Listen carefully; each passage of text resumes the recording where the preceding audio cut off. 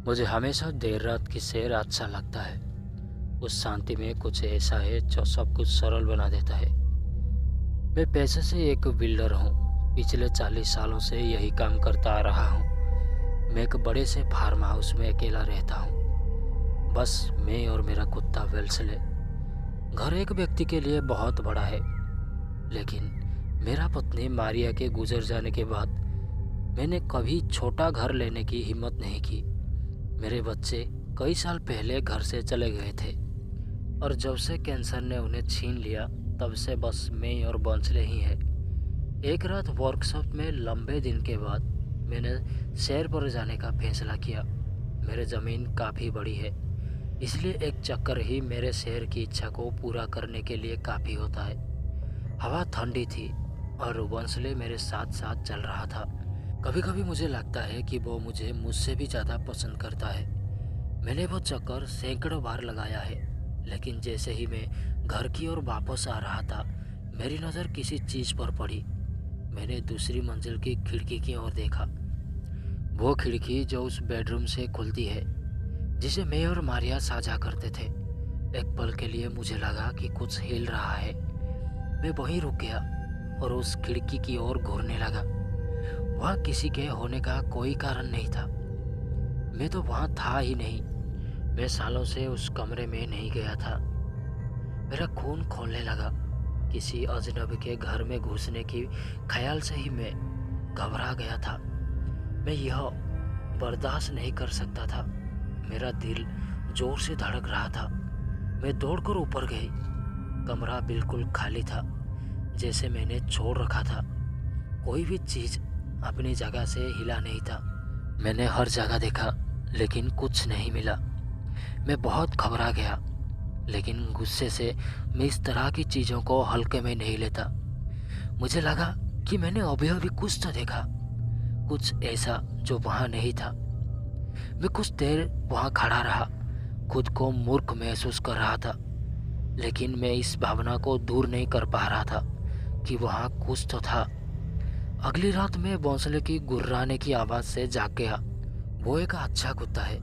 वो कभी नहीं भौंकता जब तक कि भौंकने लायक कुछ ना हो। मैं अपने बिस्तर पर बैठकर गाना सुन रहा था, तभी मुझे ऊपर किसी के चलने की आवाज़ सुनाई दिया। यह मेरे पुराने घर की आवाज़ भी हो सकता था, लेकिन मेरा ध्यान सीधे कदमों की आहट पर गया जो ठीक मेरे ऊपर से आ रहा था। मुझे यकीन है कि आप अनुमान लगा सकते हैं कि मैं किस कमरे के बारे में बता रहा हूँ।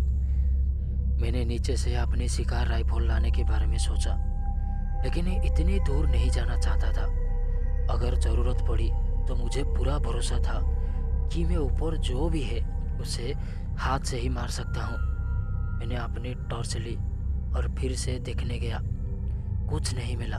कमरा बिल्कुल वैसा ही था, अछूता। इस समय मेरा गुस्सा निश्चित रूप से चिंता में बदल गया था। घर में कुछ ठीक नहीं लग रहा था।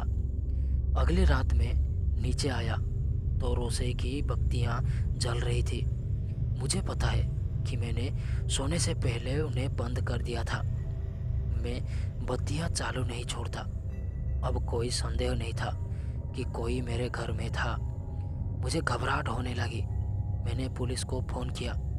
मैंने उन्हें बताया कि मुझे लगता है कोई चुपके से घर में घुस रहा है। वे बाहर आए और घर को ऊपर से नीचे तक तलाशा, लेकिन कुछ नहीं मिला। वे अच्छे से पेश आए और मुझसे कहा कि अगर मुझे उनकी ज़रूरत हो तो दोबारा कॉल करूं, लेकिन मुझे पता था कि उन्हें मेरी बात पर यकीन नहीं था। अगली रात सबसे भयानक थी। मुझे नींद नहीं आ रहा था, इसलिए मैंने ऊपर जाकर बेडरूम दोबारा चेक करने का फैसला किया। मुझे नहीं पता मैं ऐसा क्यों सोच रहा था। शायद मैंने सोचा कि इससे मेरा मन शांत हो जाएगा, लेकिन जब मैं दरवाज़ा खोला तो मैं जम गई। फर्श पर कपड़े बिखरे पड़े थे, मारिया के कपड़े। मैंने उनकी मृत्यु के बाद उन्हें पैक करके रख दिया था। अब वे हर जगह बिखरी थे। ऐसा अचानक नहीं होता। और फिर मैंने उसे देखा। दरवाजे पर एक औरत खड़ी थी। वो मुझे घूरती रही। मैं उसका चेहरा साफ नहीं देख पा रहा था, लेकिन मैं समझ गया कि वो मारिया नहीं थी। वो बहुत छोटी थी। मुझे नहीं पता वो कौन थी, लेकिन वो वहाँ का नहीं थी। मैं अपने जीवन में कभी इतना नहीं डरा था। बिना सोचे समझे मैं उसकी तरफ दौड़ी। वो मुड़ी और सीढ़ियों से नीचे भागी और सामने की दरवाजा से बाहर निकल गई। जब तक मैं बाहर पहुंची, वो जा चुकी थी। मैंने घर की तलाशी ली, लेकिन उसका कोई सुराग नहीं मिला। उस रात मुझे नींद नहीं आई। उसके बाद कई महीने तक मुझे नींद नहीं आई। मैं लगातार तनाव में रहता रहा। मुझे पक्का यकीन था कि रात में ऊपर से कदमों की आहट सुनाई देती थी। हर छोटी सी आवाज़ मुझे डरा रहा था। मैंने अपने राइफल बिस्तर के पास रखकर सोता था, इस डर से कि कहीं एक रात मुझे उसका इस्तेमाल ना करना पड़े।